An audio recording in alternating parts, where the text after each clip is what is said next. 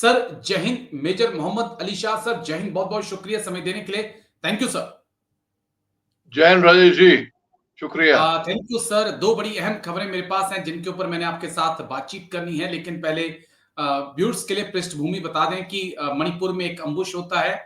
उसके बाद अरुणाचल प्रदेश में असम राइफल के कैंप पर जो है हमला होता है। 3 से 4 हमारे सोल्जर घायल होते हैं। फिर तिनसुकिया में इंडियन आर्मी के कैंप पर हमला होता है। लेकिन उसके बाद एक खबर आती है कि म्यांमार के अंदर ड्रोन स्ट्राइक हुई है। वो किसने की, ये जिम्मेदारी किसी ने नहीं ली, लेकिन इतना जरूर था कि एनएससीएन और उल्फा आई के कई कैडर वहां पर मारे गए और कई कमांडर मारे गए। लेकिन अब सर उसका असर देखने को मिल रहा है। कुछ खबरें सामने आ रही हैं जो बता रही हैं कि असम राइफल ने चूड़ियां टाइट करना शुरू कर दिया है। और उल्फा आई का एक मिलिटेंट जिसने म्यांमार में ट्रेनिंग ली थी, उसने जो है जो कॉर्पोरल है, उसने सरेंडर किया है असम राइफल के सामने और कहा है कि मेरी जान बख्श दो, क्योंकि उसको पता था कि कभी भी असम राइफल जो है उसका खेल तमाम कर सकती है। कुछ एक ऐसा ही एक और इंसिडेंट आया सर, ये अरुणाचल प्रदेश से है, खोंसा से, जहां पर एक एनएससीएन के वाई के कैडर ने सरेंडर किया है असम राइफल के सामने और कहा है कि मेरी जान को बख्श दो। चूड़ियां टाइट करना शुरू कर दी असम राइफल ने नॉर्थ ईस्ट में।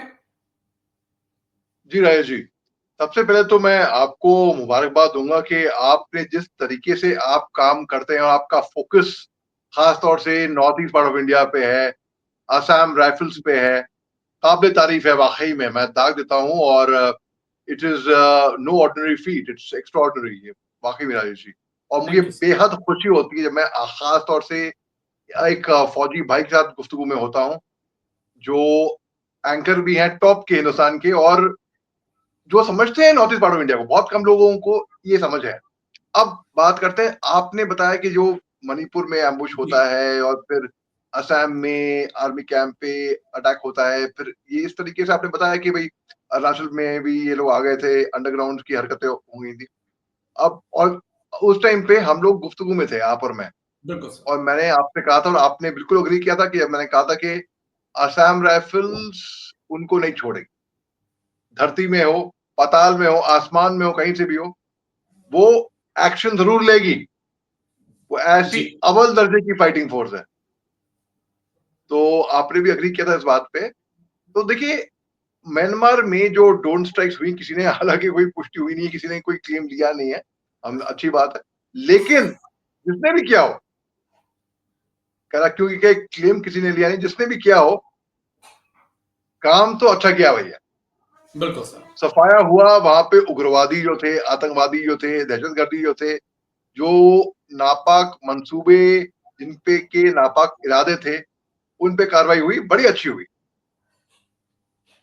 एक कॉर्पोरल ने असम में पूरा जो इलाका है ना, डिब्रूगढ़, जी तिनसुकिया, डिंजान, वो अच्छे से मैंने घुमा पे टी गार्डन है वहां पे, बहुत सारे लीचेस बहुत थे टी गार्डन में, हमको जोग लग गए थे। तो वहां की एक एक जगह कहते हैं खाक छानी है, तो वैसे खाक छानी है वहां पे, जोग लगा लगा के। बिल्कुल सर। तो अच्छा, वो बड़ा जो एक, बड़ा इंटरेस्टिंग है। मुझे डिब्रूगढ़ तिनसुकिया कभी भूलता नहीं है, क्योंकि बिल्कुल हम लोग भी वहां पे डिप्लाई रहे। तो बड़ा अच्छा एक कनेक्शन है। लोग बहुत अच्छे हैं और बहुत मौसम भी बहुत अच्छा बहुत है। टी गार्डन्स की खूबसूरती आला दर्जे की। लेकिन बिल्कुल अचानक से ऐसा बिल्कुल क्या है। हुआ मेजर शाह सर कि अचानक से हम देख रहे हैं कि मिलिटेंसी एक बार जिंदा हो रही है। चाहे उल्फा की बात करें, असम राइफल ने भी चूड़ियां टाइट करना शुरू कर दिया है।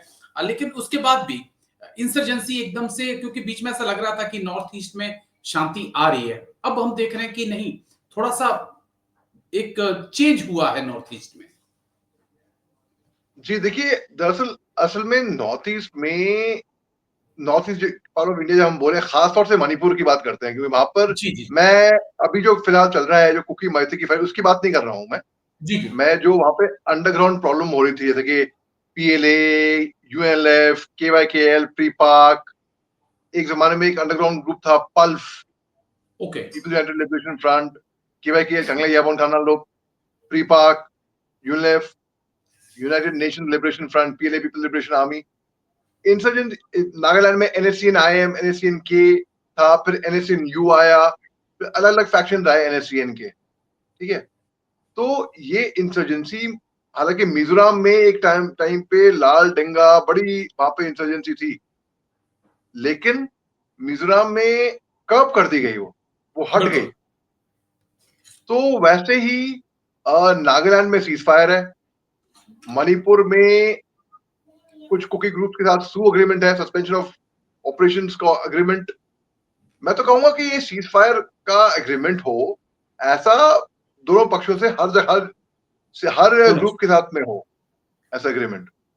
अब बात करते हैं कि भाई इंसर्जेंसी की north east part of India में, भाई ये इंसर्जेंसी ना राजेश जी, ये मेरे को अब तक याद है, पहला कदम मैंने रखा था मणिपुर में 1997 में, जब मैं पहली मर्तबा मणिपुर गया था।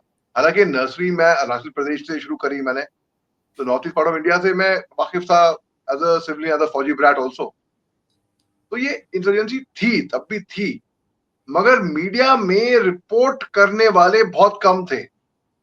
और अभी भी अगर हम देखें, मणिपुर वायलेंस हिंसा के बाद 3 मई, 3 साल पहले जब हुआ था, जब हिंसा शुरू हुई थी 3-3.5 साल पहले, उसके बाद से मणिपुर सुर्खियों में आना चाहिए था इसको बहुत पहले। मीराबाई चानू, मैरी कॉम, रतन भयाम, जितने मतलब बहुत लोग हैं जो नेशन बिल्डिंग में से कंट्रीब्यूट किया है, लेकिन लोग मणिपुर के बारे में बात नहीं करते। बदकिस्मती से आग लगनी पड़ी कि भाई मीडिया में सुर्खियों में आई। और मैं ये फॉर अ फैक्ट जानता हूं, आप और मुझ जैसे लोग, हम लोग काफी टाइम से जी north east India part of India के बारे में बात करते थे, तब लोगों ने नोटिस नहीं किया हमको। बिल्कुल, लोगों ने नोटिस करना शुरू करा बाद में, और लोग सोचते हैं हमने बात करनी शुरू करी अब। हम तो बात कर रहे थे north east part of India के बारे में कब से। आपकी गलती है ना, आपने नहीं नोटिस किया। अब खैर, अब आते हैं इस बात पे। देखिए, ये जो सरेंडर हुआ है डिब्रूगढ़, तिनसुकिया, रिंजा, उस इलाके में अल्फा के कॉर्पोरल का, तो ये बड़ा अच्छा साइन मैं इसको देखता हूं। यानी कि उनको पता है कि भाई अगर हम सरेंडर नहीं करेंगे तो हमको असम राइफल ढूंढ निकालेगी कहीं ना कहीं से भी, और उसके बाद जो हशर होगा हमारा, इससे बेहतर है कि भाई चुपचाप जाओ और सरेंडर कर दो। जो अरुणाचल प्रदेश में NSCN के काडर का सरेंडर हुआ है, उसको भी मैं सिमिलरली इसी तरीके से इसी पटरी पे देख रहा हूँ, पॉजिटिव डेवलपमेंट देख रहा हूं मैं। लेकिन बस एक आखिरी पॉइंट, क्योंकि मेरी एक सर्विंग से असम राइफल के जवान हैं, उनसे बात हुई हाल ही में। उन्होंने कहा कि अब असम राइफल बहुत बदल चुकी है। NSCN, उल्फा आई, NSCN KY, IM, इनके कैंप में क्या होता है, बोला हम ड्रोन से 24 घंटे नजर रखते हैं, कब इनका कौन सा बंदा जो है कहां जा रहा है, पूरी इंफॉर्मेशन रहती है। तो तकनीक में असम राइफल के इस अपर हैंड को हम कैसे ले सकते हैं? एक मेजर चेंज भी आया है असम राइफल में। अब ये फोर्स 24 आवर्स आपके ऊपर नजर रखती है। सोर्सेस तो हैं ही, लेकिन ड्रोन जो है उसमें भी महारत हासिल कर ली है असम राइफल के जवानों ने। छोटा सा जवाब सर। जी बिल्कुल राजेश जी, देखिए ड्रोन जो हैं ये वेपन्स ऑफ द फ्यूचर हैं। देखिए, अजरबैजान और अर्मेनिया के युद्ध के दौरान एक पूरी आर्मर्ड कोर, पूरी टैंक ब्रिगेड का नाश हो गया था, को उड़ा दिया था ड्रोन्स के जरिए। 2 जनवरी 2020 में जनरल कासिम सुलेमानी, जो कि चीफ ऑफ आर्मी स्टाफ थे ईरान के, जो उनका तीसरे देश में इराक की राजधानी बगदाद में अमेरिका ने ड्रोन, उनकी कॉन्वॉय में जब वो जा रहे थे, ड्रोन से ही उड़ाया इनको। बिल्कुल सर। बल्कि अल कायदा के चीफ को भी ड्रोन से उड़ाया था। जी। तो बेसिकली ड्रोन्स इतने घातक हथियार हो गए हैं, उनका प्रिसिशन, पिन पॉइंट। मैं अगर ड्रोन कंट्रोल कर रहा हूं ना यहाँ पर, तो मैं इस ड्रोन के जरिए मैं बंदे के कमरे में, घर के कमरे, कौन सी खिड़की, उसमें से पेनिट्रेट करके मैं वहां पे उड़ा सकता हूं बंदे को। ड्रोन इतना एक्यूरेट होता है। तो अब असम राइफल्स तो बड़ी अच्छी फाइटिंग फोर्स है। अब कहते हैं it's not the machine, it's the man behind the machine. उसको मैं दाग दूंगा असम राइफल्स के जवानों को। असम राइफल्स के जवान पूरे काम करते हैं, बेसिकली बहुत अच्छा काम करते हैं, अव्वल दर्जे का। मैंने तो ऐसा काम देखा नहीं सच में, फ्रैंकली स्पीकिंग राजेश जी। मैं बायस नहीं हो रहा हूं। मैंने जिस तरीके के असम राइफल्स के जवानों को देखा है ना ऑपरेट करते हुए, जिस बहादुरी से, जिस टैक्टिक से, जिस स्ट्रैटेजी से, जिस जंगली वॉरफेयर, मतलब उनका गोरिल्ला वॉरफेयर तो अव्वल दर्जे का है। लोग वियतनाम की बात करते हैं, मैं कहता हूं आओ आके देखो असम राइफल्स के जवान, उनका उनका उनका गोरिल्ला वॉरफेयर देखो आप, अव्वल दर्जे का है। तो वो तो है ही है माहिर। अब वो ड्रोन्स पे भी आ गए हैं, तो यानी कि जी कितना लीथल वेपन होगा।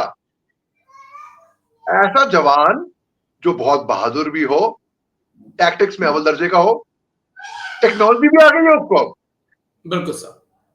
तो मैं कहता हूं भाई, ऐसे ये स्पेशल फोर्स, अभी मैं कहता हूं ये असम राइफल स्पेशल फोर्स है, और आप कहते हैं स्पेशल से भी स्पेशल फोर्स है जी। चलिए, लेकिन बस यही है कि जिस चीज की मांग असम राइफल के जवानों की है, उस मांग को भारत सरकार सोचे और एक बड़ा गिफ्ट जो है असम राइफल के जवानों को दे, ऐसी हम उम्मीद करते हैं। लेकिन थैंक यू, बहुत बहुत शुक्रिया मेजर मोहम्मद अली शाह सर, आप आए और इस मुद्दे पे बात रखी। Thank you sir, Jai Hind, take care sir, thank you, thank you thank sir. You, Jai Hind.